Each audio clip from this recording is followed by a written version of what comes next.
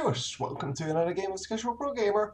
Today we're doing a game between Monty and the bottom right corner here as the Protoss player, and Luolis as the Terran player in the top left. So we have seen Luolis quite a few times already, not recently though. But I'm sure he's been keeping busy. He's just not been in the tournaments that I've casted. I've casted a lot of Korean versus Korean matches lately, which is fine. I mean, I like those a lot because, well, the Koreans have a completely different playstyle from the Americans and the Europeans, and it's kind of more the style that I like. It's more APM based, so more micro going on, but also there's a lot of macro while the combat's going on, so the pace of the match is just a lot higher. Anyhow, we're going to produce some pretty standard stuff early on. As you can see, the supply depot goes down, the barracks will go down next to it, and that will almost complete the wall off. Of course, we need one more supply depot to actually make that work. And for the rest, only workers are being produced here. The gateway is coming up. Obviously, you have to start with either a gateway or a forge. And a forge versus Terran, not very strong opening. So we are going to get gateway into cybernetics. And then it is the choice, we see an early assimilator, it is the choice between going for that, the cybernetics core gateway action, so basically stalkers and sentries, or to go for the alternative, which is the robotics facility. And robotics facility, of course, gives you a huge advantage when it comes to, well, the big battles, basically. But early game, it's kind of screwing you over if you do. So currently we are going for the normal cybernetics core and probably some gateways, and then later on he will most likely switch to a combination of the gateway units and the robotics facility units. We do have the complete gateway going up. We don't see that a lot against the Protoss players, because Protoss players normally don't rush you at all, and well, the scout can be stopped with one marine only. Of course, it doesn't matter, you can just build this, especially in these kind of positions where you can just put the the add-on right next to it. So you don't even have to move anything because the supply depots just lower into the ground and you can get your army out no problem. So yeah, expansion coming up, expansion not coming up yet for our Terran player. He is, however, building a factory next to his base. So going to go into factory units, and well, if he goes for widow mines, I would totally agree with that. Of course, he can go for whatever he likes, and this scout is not going to see a whole lot. It is not going to see anything coming up, in fact.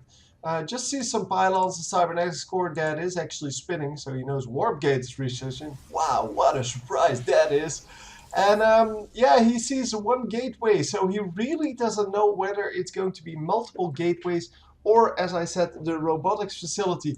So the scout from our Protoss player, which is not arriving yet, but that is going to see even less because, well, it's not going to pass this group of Marines. So it's not even going to come close to the base. It's not even going to see whether there is an expansion coming up. And this is what I meant.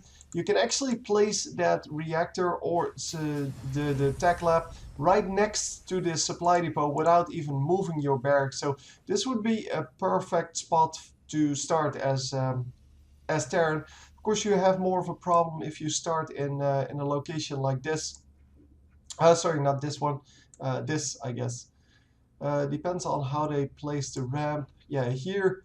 If you place the barracks here, and then the supply depot here and here, then your add-on would come at the same place as, well, your supply depot. So you would basically be screwed. You would have to lift it off or build another barracks to get the add-on on something. And anyway, we are going to probably switch out the... Oh no, wow, he's going tech lab on the starport, I think. No, because then this would already be done. But okay, tanks then. Okay, cool. That's cool too. We don't see a lot of tanks early game against Protoss normally, because well, they're kind of well, they take a long time to produce. That's basically it. We are going tech lab on the starport eventually, though. And that is going to allow him to produce some banshees. Yeah, the only real thing there is banshees that you can produce with that, because ravens, yes, they don't really get produced a whole lot. Although I have seen some pretty amazing raven games in early beta where people just were experimenting with, what if I make 20 of them and then just upgrade the auto turret, so all the abilities that you can get on that, uh, like building armor and things like that.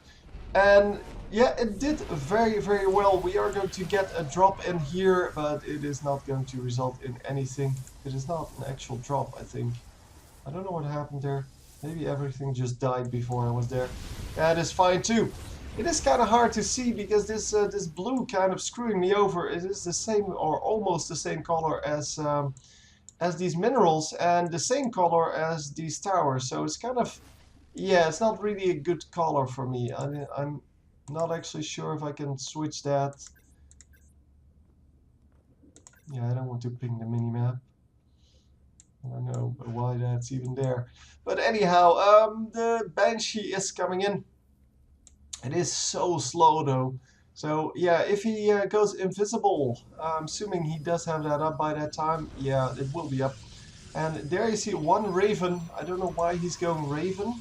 Because is there really a reason to? There are no invisible units. So I guess he might be going for something cheesy here. So he does have the energy, he does have the cloak, and let's see if he actually goes in and harasses a little bit. But for now, it seems that, well, we're just falling back a little. Oh, it's going to run into this though. It's going to be invisible, but is it going to be good enough? So yeah, a lot of units coming up now, and as you can see, the Raven is in there. The Raven does have the Seeker missile. It does have a point defense drone, but not enough energy to use that yet. And an auto turret. The auto turrets are normally the ones that are used in the early game, and in late game is more of the point defense drone. Obviously, with the Seeker missile, you can do a lot of damage to, well, to just simple units. Two bunkers coming up. And I think we're in trouble here as the Protoss player, because this is a large amount of troops.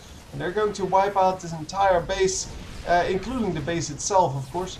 The base is shooting back, so the Nexus cannon is on, but it's not going to do too much.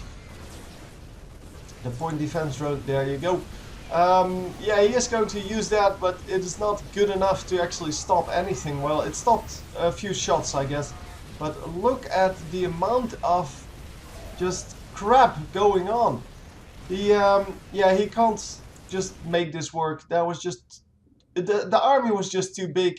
He expanded while his opponent did not expand. So basically, it's the same logic that there is every single time that you see this. If you expand early, now if you expand in general, you invest like 1,000 resources in getting your new base up. So it's 400 for the Nexus, then 200 for these pylons, a little bit of defense normally, the probes, and then you have the assimilators with the probes. So all in all, it's like 1,000 resources, and it takes you a while to get that back. In the meantime, your opponent, if he doesn't expand, can invest that 1,000 resources in just getting an army out.